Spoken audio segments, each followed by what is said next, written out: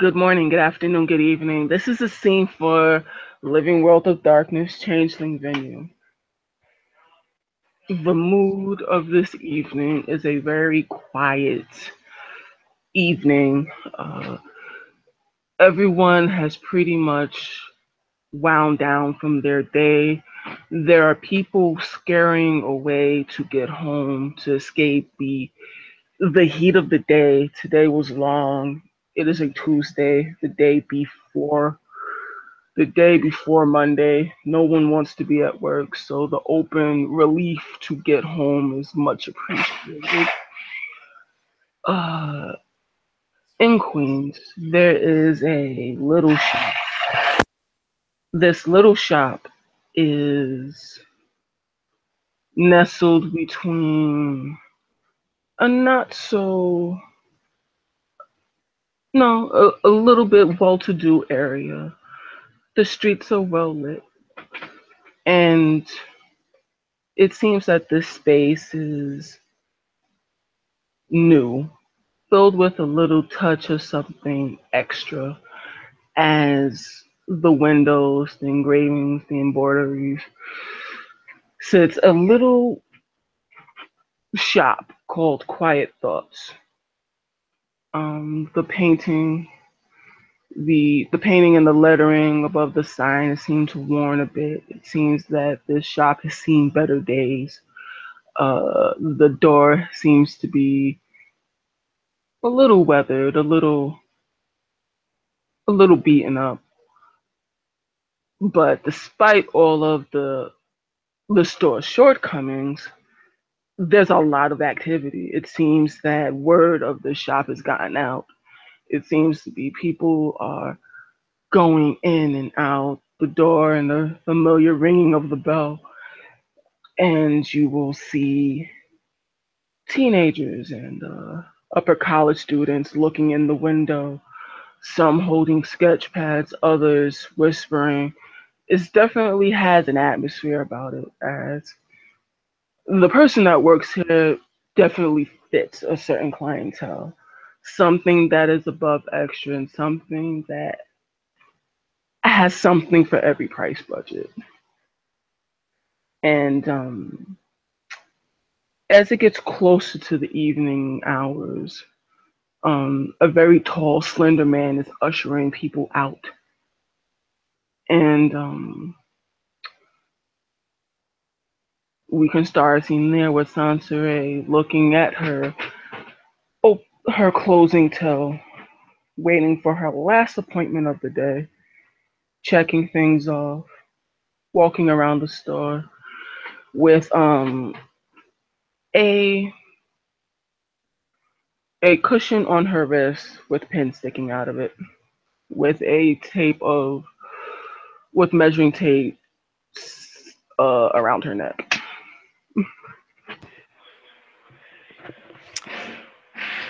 OCC apologies to everyone who might be watching the scene. My roommate is drilling some stuff, so onto the scene. It's not long before a taxi cab comes pulling up, and out steps Charles, who's human seeming, is very much well to do, tight, sharp business suit, startling blue eyes. Not to the degree of like anything beyond supernatural, just in a really bright for a mortal's shocking blue eyes. Despite his short gray hair, his short black hair being like business cut style, there's some premature gray at his temples. He looks like he's in his early 30s, so that is a very striking thing. Um, he leans down, he pays the cab driver, and he turns around. But of course, those seeing past the mortal seeing the real thing, the fey mane underneath, see hair long and well, what would be in place for hair? Ivy vines, long and flowing, bound down to his waist. Skin, the consistency and almost like he's like carved out of marble, like a walking statue, in the perfect carving of a sheed. His eyes stained glass, and not just to the fact that they have the pupil or scalia and a iris or anything like that, but even within the scalia and the iris, you can see details of other things. There's like small doves ringing around one eye, and other almost like depictions of things in his life or events of some historical events.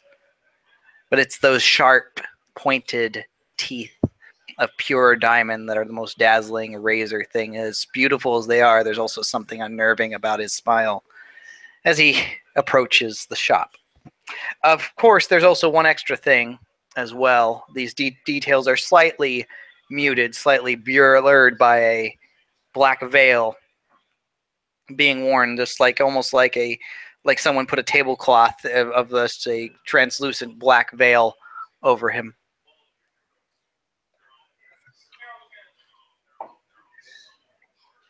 With that, Sonseree will look, and a tall gentleman will look to her. They exchange a look, and she nods, and he removes himself. And with a slight click of the door, he steps into the back room, and Sonseree will move to greet Charles. Good evening, my lord. Good evening, Sonseree. And he extends his hand out to shake politely. Uh, I won't make you roll perception empathy for it. Yeah. There is it's not rude, but the way her shoulders are squared, Yeah. it's almost a look of defiance, Mm. as if I'm ready. Yeah. And she'll hold her hands in front of her. So, what can I do for you today? He observes that, and his head tilts to one side. The smile doesn't change at all. Hmm. He takes his hand back, and he almost like mirrors her for a moment as he puts the hand in himself in front of her, squaring the shoulders and everything. But he's I'm not sure how tall Sonseree is. He's about like 6'1", so he might be looking down. I'm not sure. 5. She's 5'10". Okay, so yeah, he's looking down at her slightly. So, but he basically mirrors her, or in that appearance, like, okay, so that's how we're gonna play it. So he goes, well, as is dictated by your business card, and I believe your site as well. I have an appointment for some measurements. Actually, I wish to commission isn't the right word, is it? There's so many words that come with this. Um, well, I'm here for a fitting at the very least. She looks and she says, if you would like something to help herself, she'll look at him. She says, I believe the words you're looking for are you want something tailored for you. Tailored. That's it. Ah, such a fun word. Tailored. Tailored. Tailored. Tailored. Mm-hmm. I'll remember that. Thank you. Ah, but yes, I want something tailored for me. Um, I am about to engage. Well, I'm sure you've heard about the tragedies that have been going on for the past week. I am well aware, my lord. Hmm. And you don't have to call me your lord. You can just call me Charles. After all, this is business, yes? As you wish, Charles.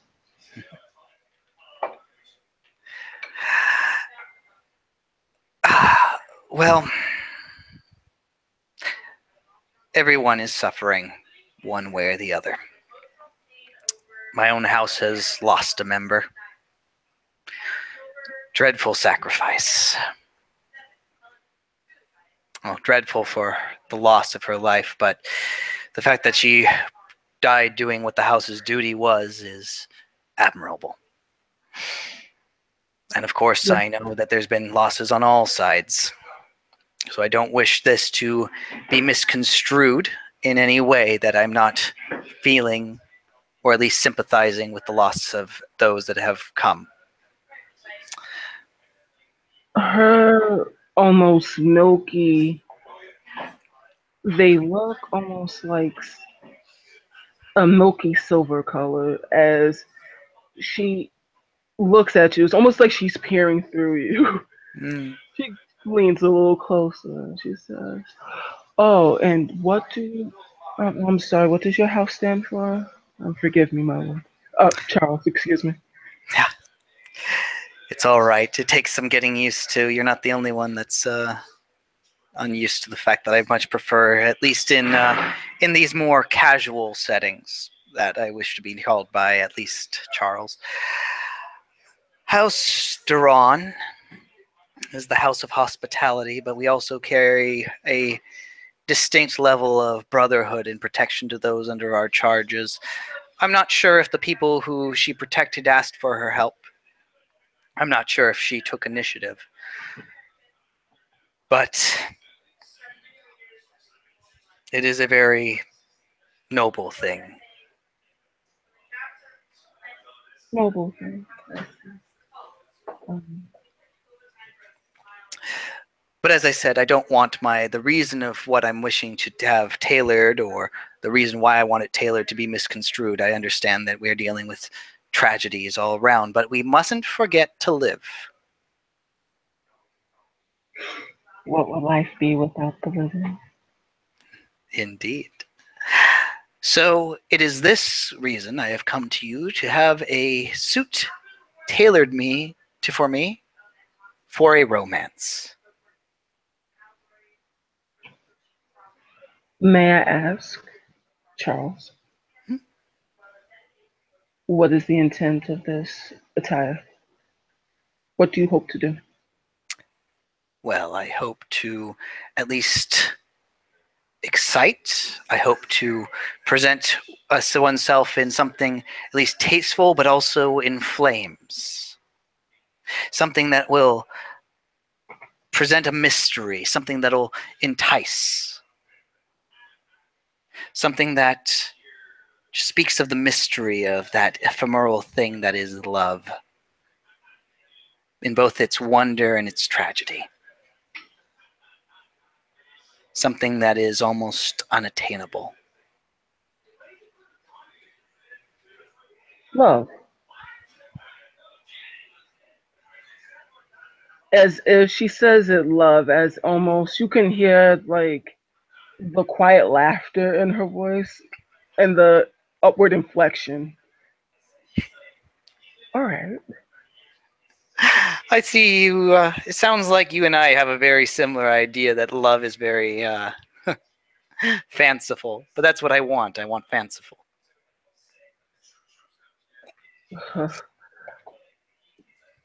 It's not my place to correct you, Charles.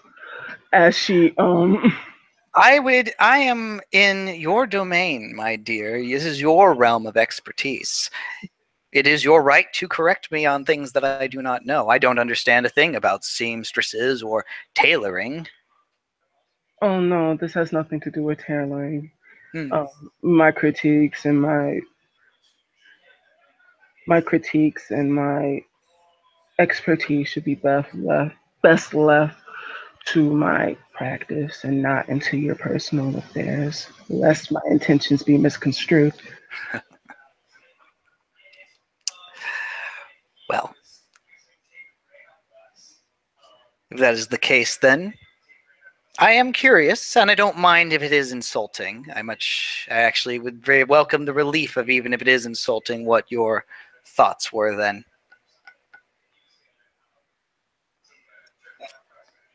There's that word again.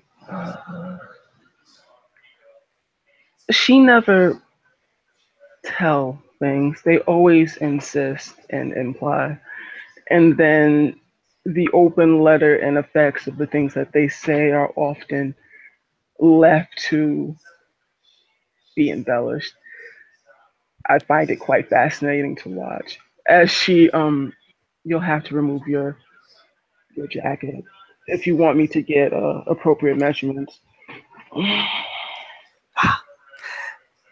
I can take it off for a time in this instance. And he takes off the veil and he lays it down very gently, so where it's easy access to be able to have it put on again. Yeah. And where would you like me to stand?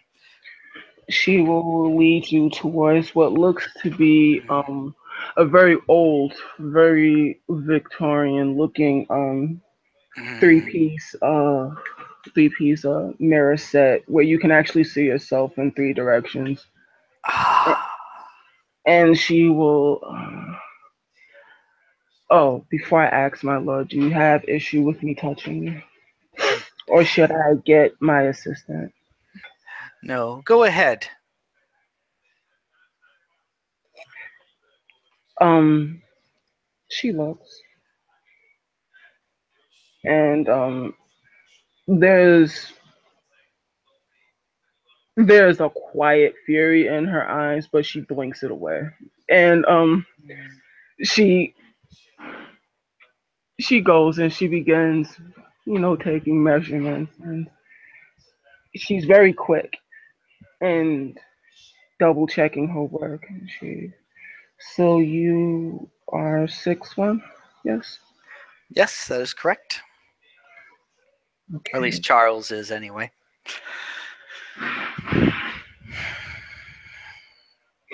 A slight shiver as she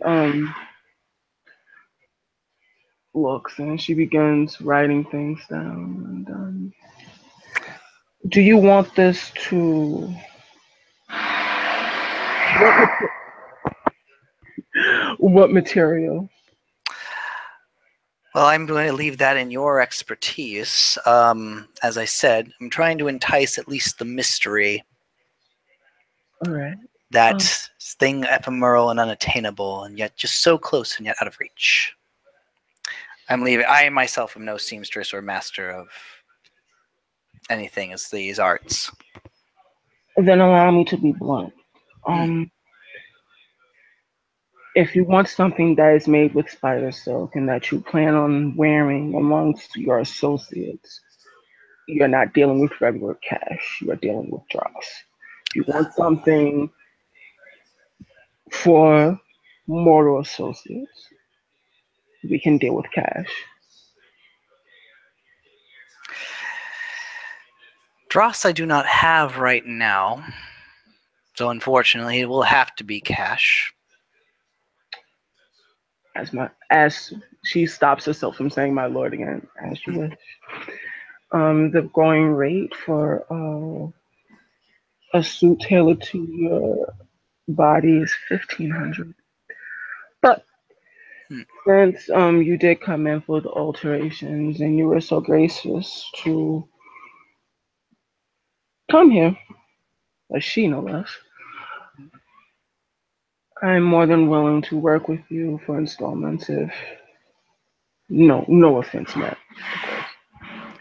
Of course not. He is like he's just smiling. He's definitely observing.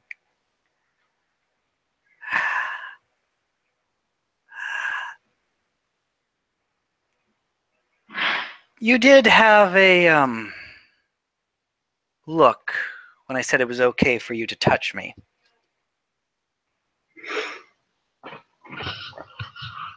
Yeah, what my gaze can be unsettling to some. I No, it have wasn't that. There was something bright in them. she looks and she smiles and it's almost that not creep that smile that reaches from one end of her face to the other, Too and wide. it's a little too wide. As she, it's very evident that she's enjoying herself right now. So, and what do you think that I was trying to forgive my words, divine from you? Hmm. Um, he's like, He thinks for a moment and he goes, that might require a little bit more time together to figure that one out. Indeed. And time is also money. As she looks down and opens her book again. It certainly is. I don't wish to, and I don't wish you to necessarily drain my bank account and me trying to riddle out your mysteries. Oh, draining your bank account. My lord, my lord, my lord. If I wish such things, I would. This would not be the way to go about it. This would definitely not be the way to go about it. It's true. I don't think I'm going to need many. I don't think I'm going to need many romance suits. That's true. But all things considered, there are other ways. A very tall, very slender man comes from the back carrying what looks to be a very nice set of fabric. Hmm.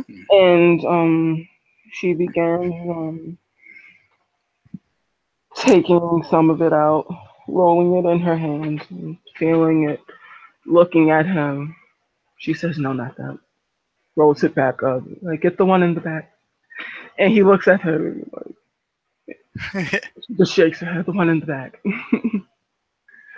And he comes out with another one. She feels it again. This. And she kind of unrolls it a bit and And he's just watching her work as she's like selecting these things and like how she observes him and how she tries to determine which one's the best one and everything like that. And he looks down at it and it's the as he's looking at it, what color is this particular one?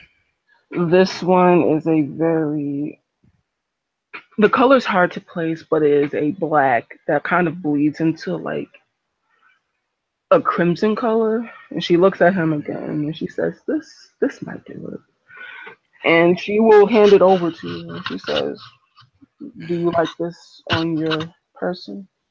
He holds it and he puts it and he feels his fingers between it, and it's definitely like for mortal make and everything. This is Mm-hmm. quite exquisite. This is something of art, and he's looking at it and it's just watching this. It's like, oh, it has both the mystery and the beauty, that hidden layers of passion and the color of blood under the moon. And yet, when you look at it just in the right light, you can still see its ruby brilliance of life. Passion.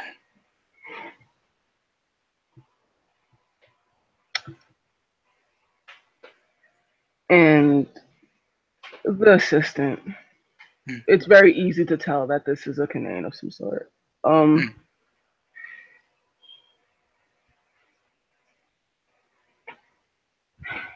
they share an expression that can only be shared between people that understand something without speaking. Hmm. Gotcha. It's a shared language that only two people that Yeah, close can share. and all right, since you want this one, and it seems that in your eyes that this is the only one that will do. Hmm. I can. When do you want this by? Is the next question. I'll need it by. I don't actually have a date for when that scene's going to actually happen, but let's just assume within the next like 2 to 3 weeks.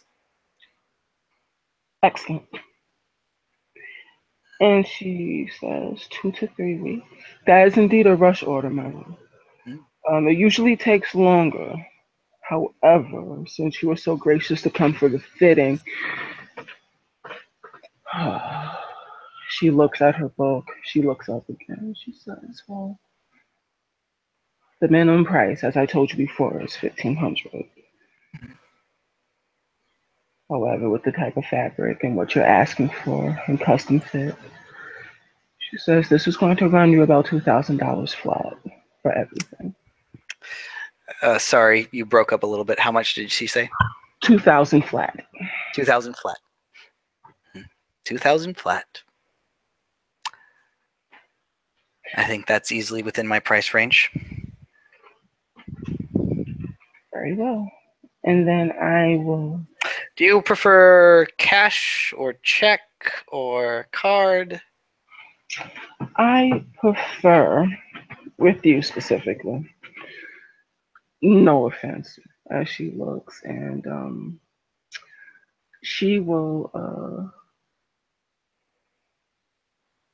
She'll say, "Henry, get the parchment," and Henry will go back, and she will Ooh.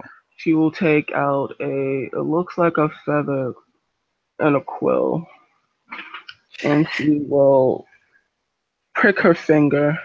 It looks like she's cut into her finger. Yeah. And He actually sort of like, there's, when he's seeing this, what's happening, there's almost like this weird like excitement. Like, finally something's making sense. Mhm. This is how it should be done. This is how it's supposed to happen. Like, for a moment he's like almost like freaking giddy. It's it's probably to someone. I mean, I don't think she might actually be using contracts. She might be. She might not. I don't know. Out of character. But the idea that he might be entering into a contract with someone is exciting. It's thrilling to him, which might be a little disconcerting to other people. She looks at him again, and she begins writing the amount due, the measurements that she took, the amount of time it will take, her effort, how much effort she's putting there. It's very to the point. No like information left out. Like she's looking at her notes, she's looking at it again, she's proofreading it. She's like, okay. And he's like watching every stroke of the pen. Like he's as intent as she is over the writing of this thing. Like he's like taking in the words used, the language used, the verbiage, every little bit, even the numbers. He's taking in everything.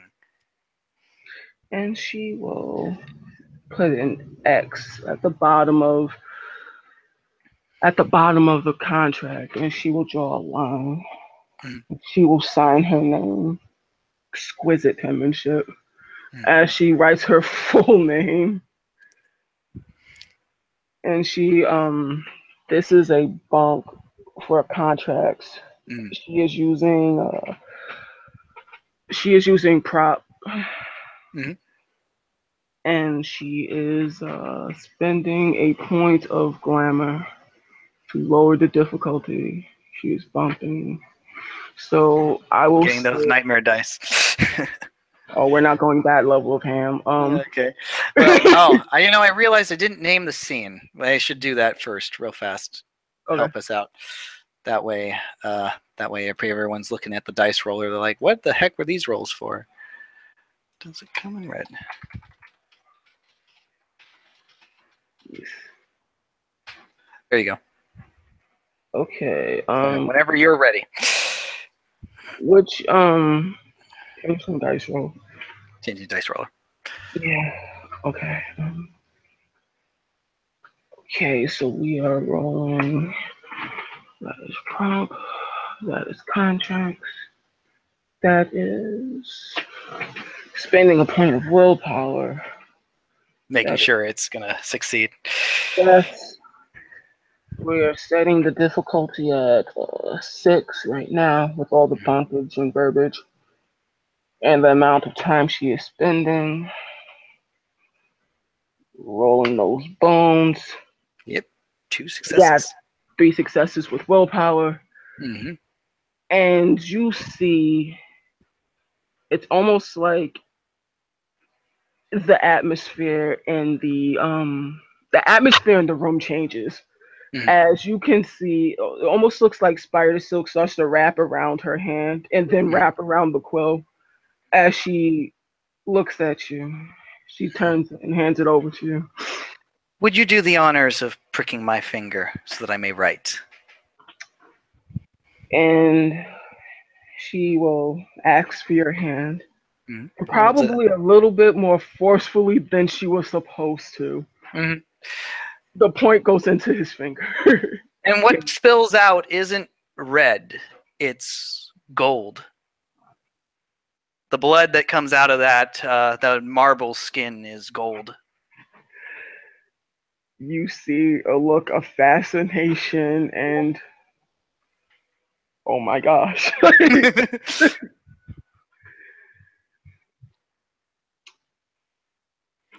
But he gently, as she's like probably still staring at it, gently takes the quill, Mm. takes it in his hand, smears the thing a bit, and he puts it down and he swirls in. Even though it's a quill, almost like fountain pen style swirls and curls, but he writes his name, or his name, his real name and title, not the true name, of course, but you know what I mean. Kararis, keeper of the diamond word. And for a moment, the words almost seem, they turn from gold to almost like crystalline before turning back to gold again. And she'll look back at you, and it's done then. It is indeed done. I like you. You're the first one I've met since I've gotten here. And he hands the quill back to her very respectfully. Mm-hmm. Really understands how these things should work. Altruism is a very human fairy tale. I've been experiencing a lot of that. It's so fascinating that they believe it, isn't it? It's a very young fairy tale. Once you get older, you realize the depth in its tragic nature. It's still a fascinating word to roll around, and it definitely has its own power there, but it's a power of the most foolish. It's the power of those that is a power to bring those deep into a web that they don't realize they're falling quite into. There's like almost this like way too knowing smile. Spin the thread, watch them dance, as they say. And she'll look and she will, and very respectfully, you will see her name come out with it looks to almost to be a very ornate looking chest, probably the newest thing looking in here. And you will see stacks and stacks of like rolled up parchment. And she will take it very carefully, put it in there. And then it's done. And then it's done. In 3 weeks' time, upon my next return, $2,000 shall be placed in your hand as per the agreement of the contract. Indeed. Sonseree, thank you so much for this wonderful evening. You don't have no idea how much it does me good to see that the true ways are still alive in some. Good evening, Charles. He smiles. He extends his hand one more time. If she doesn't take it, he doesn't take offense to it, but he just extends it. It is a very dainty, very sophisticated handshake. One that she it's almost as if she's judging you and trying to get a feel for you by not saying anything. And he's smiling and looking at her as well. For a long moment before he lets go. Mm-hmm. And picks up the veil, puts it back on, and makes his way out. And she will look as he makes his way to the door, her assistant hurrying behind him, closing the door, she will, her disposition will relax.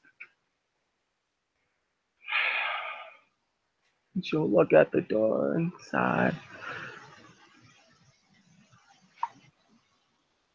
So alien, those. So alien. What to do, what to do. As she just rattles her fingers. And she will look at her spinning wheel in the corner. So many plans, so many plans. He's young, he's different. It's weird to see someone so earnest as she looks at the door, looks at the spinning wheel. And she looks giddy with anticipation as she just closes and folds her hands. In the taxi cab as he's driving away, Charles is looking over his finger. In the real world, it's still blood red, but he's smearing the gold between his fingers for a moment before tugging his finger out, then sucking and licking across his teeth. Someone who knows how the game is to be played. Oh, Sonseree. You are going to be a wonderful opponent in our games. A most excellent opponent. And the best part is, I'm sure though they have no idea just what you are capable of.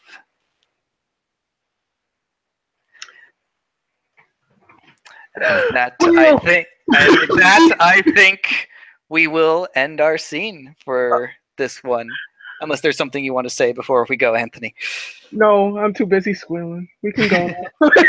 Okay. Well, thank you, players, for playing. Thank you, viewers, for watching.